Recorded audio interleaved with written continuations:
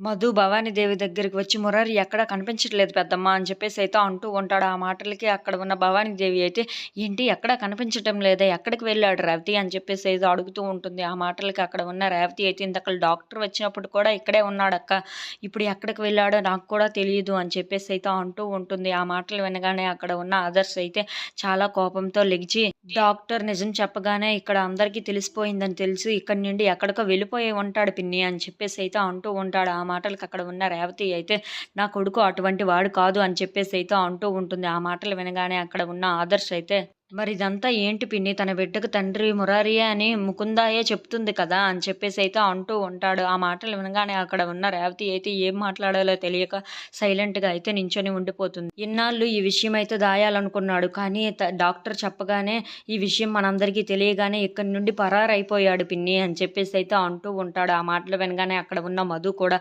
ఏంటి ఏంటి ఆదర్శ్ అలా మాట్లాడుతున్నాడు, మురారి ఎటువంటి వాడో మనకు తెలియదా ఏంటి అని చెప్పేసి అయితే అంటూ ఉంటాడు. ఆ మాటలు వినగానే అక్కడ ఉన్న ఆదర్శ్ అయితే రే నువ్వు నోరు మూయరా, నీకేం తెలియదురా అని చెప్పేసి అయితే తనను కూడా గట్టిగా గసిరేస్తూ ఉంటాడు. ఆదర్శ్ నువ్వు ఎవరి కోసం ఎలా మాట్లాడుతున్నావో అర్థం చేసుకొని మాట్లాడు, కొంచెం నువ్వు ఎవరి కోసం ఏం మాట్లాడుతున్నావు అని చెప్పేసి అయితే అంటూ ఉంటాడు. ఆ మాటలు వినగానే అక్కడ ఉన్న ఆదర్శ్ అయితే ఏంట్రా ఎవరి కోసం నాకు తెలియదురా, అప్పుడు తన్నే ఆ ముకుందాన్ని ప్రేమించిన అమ్మాయిని నాకిచ్చి పెళ్లి చేశాడు, ఇప్పుడేమో కడుపుతో ఉన్న అమ్మాయిని మళ్ళీ నాకే పెళ్లి చేసుకోమని వదిలేసి వెళ్ళిపోయాడు అని చెప్పేసి అయితే అంటూ ఉంటాడు. ఆ మాటలు వినగానే అక్కడ ఉన్న రేవతి అయితే చాలా కోపంతో ఆదర్శ్ ఏం మాట్లాడుతున్నావు నువ్వు, నా కొడుకు అటువంటి వాడు కాదు, నా కొడుకు ఎలాంటి వాడో నీకు తెలుసు కూడా ఎందుకు ఇలా మాట్లాడుతున్నావు అని చెప్పేసి అయితే గట్టిగా మందలిస్తూ ఉంటుంది. If you like this video please like